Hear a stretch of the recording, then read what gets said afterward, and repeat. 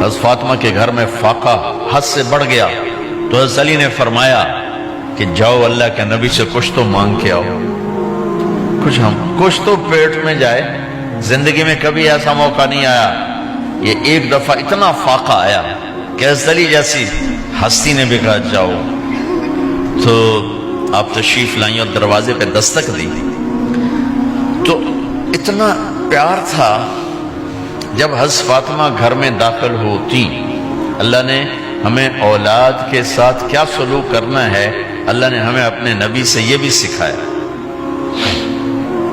حضرت فاطمہ جب بھی گھر میں آتی، اور ساتھ ہی تو گھر تھا، دیوار سے دیوار ملی تھی، روز کا آنا جانا تھا، تو میرے نبی بیٹھے نہیں رہتے تھے، آؤ فاطمہ کیا حال ہے، کھڑے ہو جاتے اور تیزی سے آگے بڑھتے، دروازے پر ہی حضرت فاطمہ کا ہاتھ پکڑ لیتے، ہاتھ کا بوسہ لیتے، بوسہ لے کر ہاتھ پکڑے پکڑے بیٹی کو چارپائی پہ پہلے بٹھاتے، اس کے بعد خود بیٹھتے تھے۔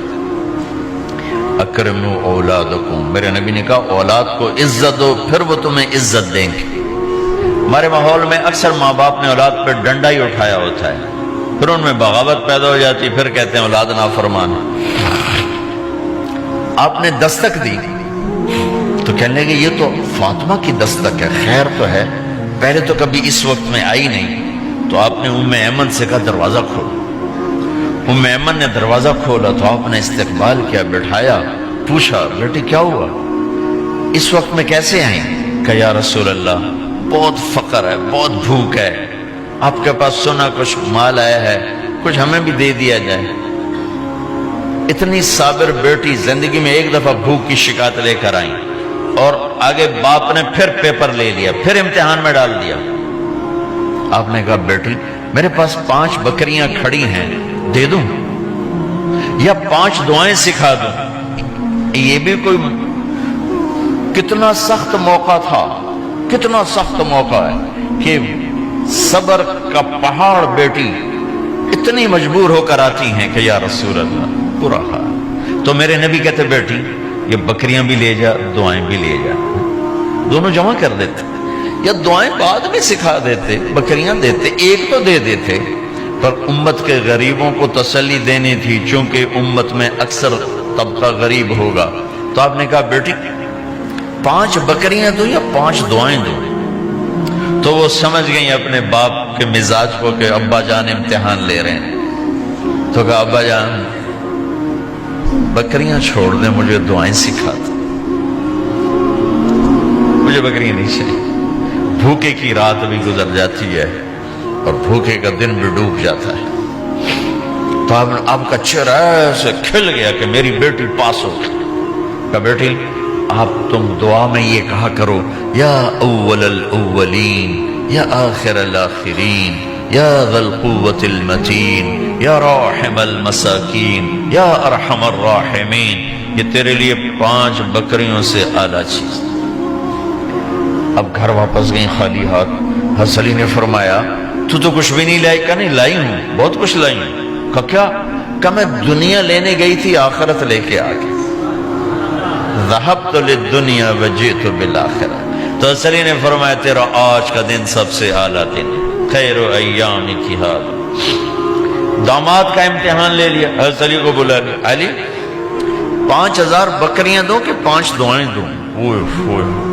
اس وہاں تو 5 بکریاں، اب 5000 کر دیں۔ علی 5000 بکریاں لیتے ہو یا 5 دعائیں لیتے ہو؟ تو بھی سمجھ گئے کہ آج میرا محبوب مجھ سے امتحان لے رہا ہے کہ علی کتنا کو مضبوط ہے اپنے ایمان میں۔ اور فاقے میں نے بتا دی کیا گزر رہے ہیں۔ آدمی اپنی بھوک سہ لیتا ہے، اولاد کا رونا برداشت نہیں ہوتا ہے۔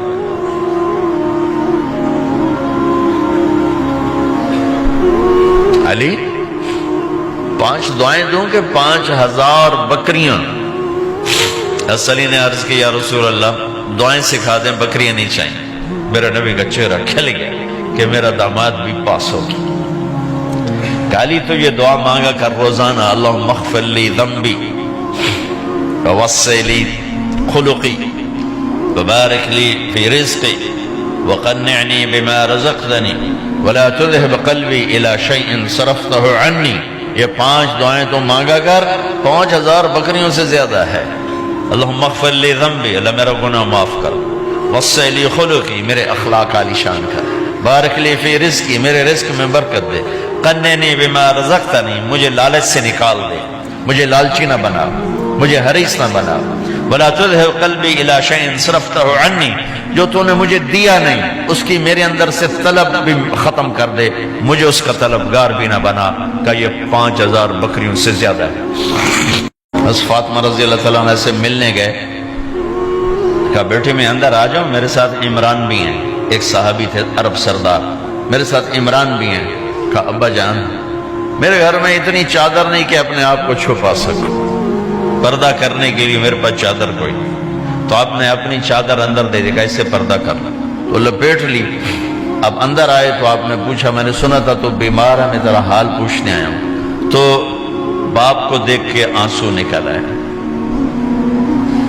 کہ یا رسول اللہ بیماری بھی ہے اور بھوک بھی ہے، دونوں ہی ہیں، صرف بیماری نہیں بھوک بھی ہے، بڑے بڑے مصیبتوں سے لڑ جانے والے ماتھے پہ کبھی بل نہ آیا، بیٹی کے آنسوں نے پگھلا بھی دیا اور رلا بھی دیا، آپ بھی رو پڑے، آپ بھی رو پڑے۔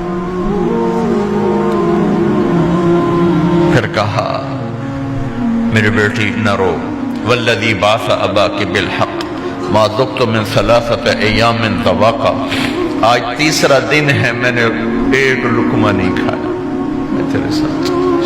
اور میری بیٹی میں تمہیں بتاؤں، میرے رب نے مجھے کہا تھا میرے حبیب اگر آپ چاہیں تو احد پہاڑ سونا بنا دو، 10 میل لمبا چوڑا ہے احد پہاڑ، 10 میل، میں احد پہاڑ سونا بنا دوں آپ کی خدمت میں پیش کروں؟ تو میں نے کہا نہیں یا اللہ مجھے نہیں چاہیے، میں ایک دن بھوکا رہوں گا، ایک دن کھانا کھاؤں گا۔ پھر فرمایا بیٹی کیا تجھے یہ عزت کافی نہیں ہے کہ اللہ نے تجھے جنت کی عورتوں کا سردار بنا دیا؟ یہ سرداری سونے چاندی میں تل کے نہیں ملی ہی،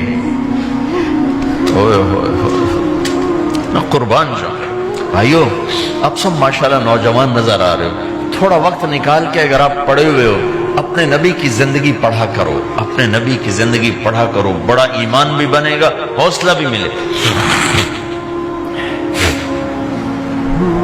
اب حسن حسین کو کہتے تھے میری آنکھوں کی ٹھنڈک، میرے جگر کے ٹکڑے، میرے سینے کی ٹھنڈک، میرے لاڈلے، جنت کے چاند، جنت کے سردار، میرے 2 پھول، یہ سارے الفاظ حسن حسین کے لیے ہیں، اور ان کے بھوک کی وجہ سے رونے کی آواز سنتے تھے اور تڑپتے تھے، لیکن روٹی نہیں مانگی ان کے لیے، روٹی نہیں مانگی،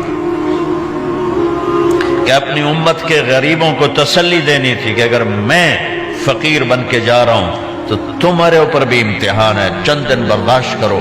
آپ نے فرمایا سب سے پہلے میں جنت میں داخل ہوں گا، سارے نبیوں پر جنت حرام ہے جب تک میں نہ چلا جاؤں، اور ساری امتوں پر جنت حرام ہے جب تک میری امت نہ چلی جائے، سب سے پہلے میں جنت میں داخل ہوں گا، وما یا فقراء المؤمنین، اور میرے ساتھ میری امت کے غریب لوگوں، میرے ساتھ میری امت کے غریب لوگ میرے ساتھ پہلے داخل ہوں گے۔